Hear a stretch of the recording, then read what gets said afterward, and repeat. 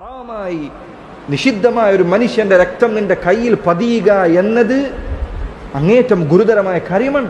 റസൂലുള്ളാഹി സ്വല്ലല്ലാഹു അലൈഹി വസല്ലം ഹദീസുകളിൽ പറഞ്ഞതുപോലെ ഒരു മുസ്ലിം അവന്റെ പരലോകത്തിന്റെ കാര്യത്തിൽ സമാധാനത്തിലാണ്. ഹത്താ യുസീബ ദമൻ ഹറാമ, നിഷിദ്ധമായ രക്തം അവന്റെ കയ്യിൽ പുരളുന്നത് വരെ. അത് സംഭവിച്ചു കഴിഞ്ഞാൽ അവന്റെ പരലോകത്തിന്റെ കാര്യം കഷ്ടത്തിലാണ്.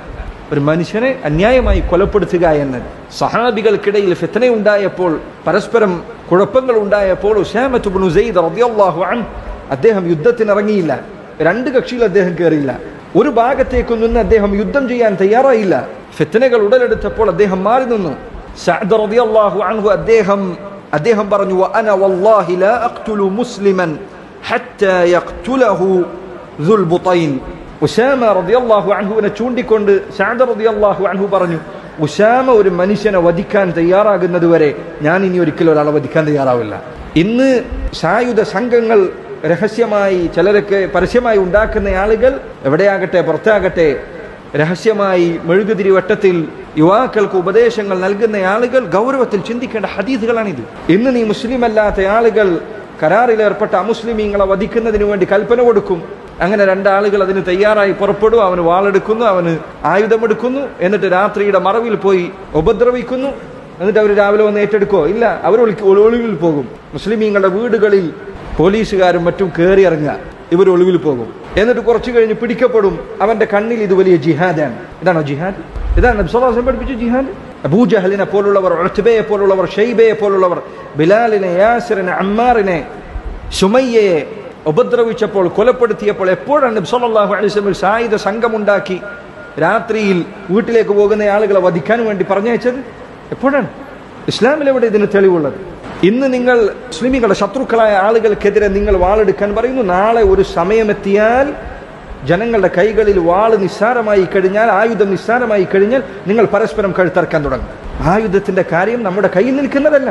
ഇത് ഏതെങ്കിലും ഒരാൾക്ക് തോന്നുന്നത് പോലെ പറഞ്ഞ് അതിനുശേഷം പിൻവലിക്കാൻ കഴിയുന്ന കാര്യമല്ല.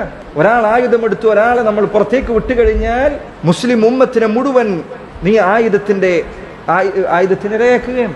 അതിനുശേഷം സംഭവിക്കാൻ പോകുന്ന കാര്യം എന്താണ്?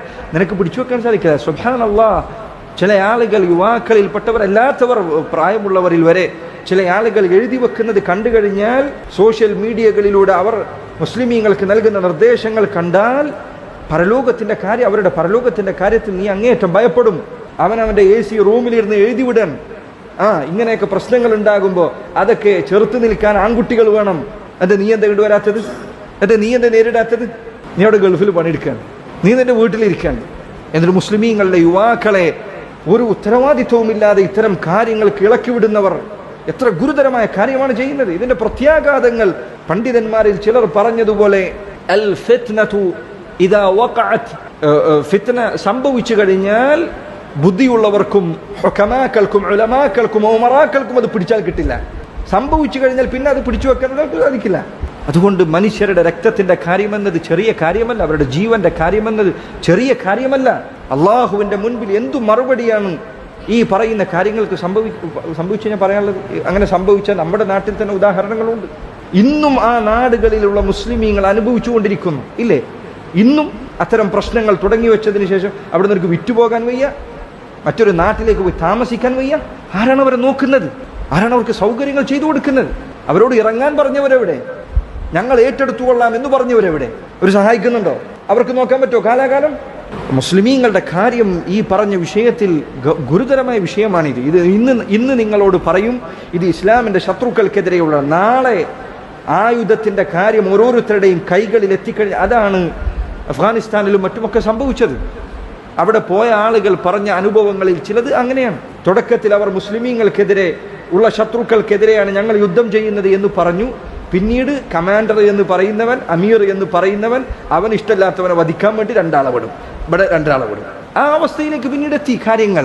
ഇത്തരം കാര്യങ്ങൾ ഈ രൂപത്തിൽ നിസ്സാരമായി കാണുക എന്നത് മുസ്ലിം ഉമ്മത്തിന്റെ ഭൗതികവും ദുന്യവിയും ഉഖ്റവിയുമായ പ്രയാസങ്ങൾക്ക് കാരണമാകുന്നതാണ്. ഈ കാലഘട്ടത്തിൽ അത്തരം ആഹ്വാനങ്ങൾക്ക് വലിയ ശക്തി വന്നുകൊണ്ടിരിക്കുകയാണ്. ഇപ്പോൾ ഇതാ ബ്രിട്ടീഷ് സമര കാലഘട്ടത്തിൽ ഉണ്ടായിരുന്ന പോരാട്ടങ്ങളുടെ ചരിത്രം പറഞ്ഞുകൊണ്ട് മുസ്ലിമീങ്ങൾ സായുധമായി സംഘടിക്കണമെന്ന രൂപത്തിലുള്ള പ്രയോഗങ്ങൾ വ്യാപകമാവുകയാണ്.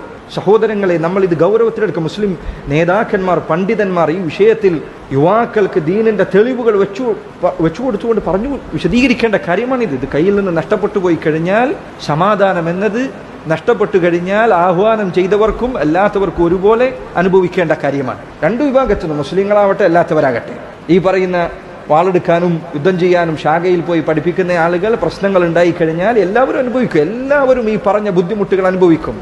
സമാധാനം, അമ്നി എന്നത്, നിർഭയത്വം എന്നത്, അതിന്റെ നിഅമത്ത് നഷ്ടപ്പെട്ടാൽ അറിയാം. വീട് തകർന്നു വീണ് കിടക്കുമ്പോൾ രക്തത്തിൽ മുങ്ങിക്കിടക്കുന്ന ഉമ്മയെ, ഭാര്യയെ കയ്യിലേക്ക് എടുക്കേണ്ടി വരുമ്പോൾ അതിന്റെ വേദന നമ്മൾ മനസ്സിലാക്കുള്ളൂ. സമാധാനം എന്ന നിഅമത്ത് ഖുറൈശികൾക്ക് അല്ലാഹു സുബ്ഹാനഹു വ തആല എടുത്തു പറഞ്ഞ കാര്യമാണ്. ലഇലാഫി ഖുറൈശ് ഇലാഫിഹിം റഹ്ലത അശ്ശിതാഇ വസ്സൈഫ് ഫലിയഅ്ബുദു റബ്ബ ഹാദൽ ബൈത്ത് അല്ലദീ അത്അമഹും മിൻ ജൂഅ് വആമനഹും മിൻ ഖൗഫ്. അല്ലാഹുവാണ് അവർക്ക് ഭയത്തിൽ നിന്ന് നിർഭയത്വം നൽകിയ. നിർഭയത്വം എന്നത് എന്ത്? നിർഭയത്വം എന്ന് പറഞ്ഞാൽ സമാധാനത്തോടുകൂടി പുറത്തിറങ്ങി നടക്കാൻ പറ്റുക എന്നുള്ളത്, വീട്ടിൽ സമാധാനത്തോടുകൂടി ഇരിക്കാൻ പറ്റുക എന്നുള്ളത്. അത് നഷ്ടപ്പെട്ട നാടുകളില്ലേ? അതുകൊണ്ട് സഹോദരങ്ങളെ, ഈ നിഅമത്തിനെ നമ്മൾ നിസ്സാരമായി